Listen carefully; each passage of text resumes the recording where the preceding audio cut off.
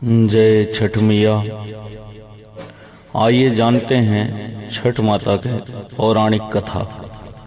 और यह वह कथा है जिसके बिना छठ पूजन अधूरा माना जाता है। इस कथा के बिना अधूरा माना जाता है छठ पूजा। अवश्य ही श्रवण करें।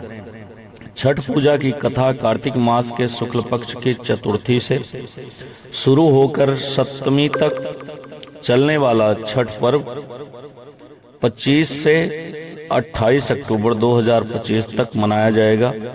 कहते हैं जो भी श्रद्धा से छठी मैया की कथा सुनता है या सुनाता है उसके जीवन में सुख शांति और समृद्धि दोनों ही आती है।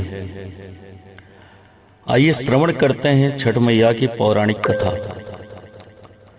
छठ पूजा की एक पौराणिक कथा राजा प्रियंवद और रानी मालिनी से संबंधित है। कहा जाता है कि राजा प्रियंवद के कोई संतान नहीं थी, जिससे वे बहुत दुखी थे। संतान प्राप्ति के लिए उन्होंने अपनी पत्नी के साथ महर्षि कश्यप के मार्गदर्शन में यज्ञ किया। यज्ञ के बाद रानी ने खीर का प्रसाद ग्रहण किया और गर्भवती हुई, लेकिन दुर्भाग्यवश एक मृत पुत्र को जन्म दिया। इस दुख से व्याकुल होकर राजा प्रियंवद ने अपने जीवन का अंत करने का निश्चय किया। तभी उनके सामने एक दिव्य देवी प्रकट हुई, जिन्होंने कहा, मैं ब्रह्मा जी की पुत्री और श्रेष्ठ की छठी शक्ति हूँ, इसलिए मुझे खष्टी देवी भी कहा जाता है या फिर छठी मैया कहा जाता है। देवी ने राजा से कहा कि यदि वे उनकी आराधना करेंगे और दूसरों को भी इसके लिए प्रेरित करेंगे, प्रचार प्रसार करेंगे, तो उन्हें संतान सुख अवश्य मिलेगा। राजा प्रियंवद ने कार्तिक माह की शुक्ल पक्ष की खष्टी तिथि को देवी खष्टी की विधिवत पूजा की। परिणाम स्वरूप उन्हें एक पुत्र की प्राप्ति हुई। तभी से इस दिन छठी मैया की पूजा करने की परंपरा शुरू हो गई।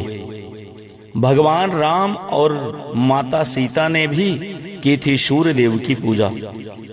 पौराणिक मान्यताओं के अनुसार त्रेता युग में भगवान श्री राम के अयोध्या लौटने के बाद छठ व्रत की शुरुआत हुई।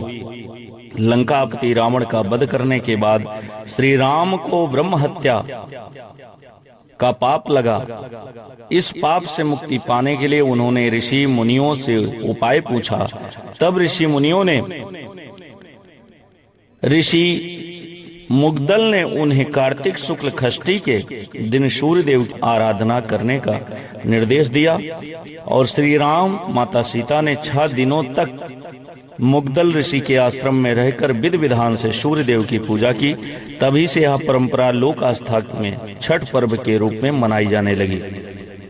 इस व्रत को द्रौपदी ने भी रखा था।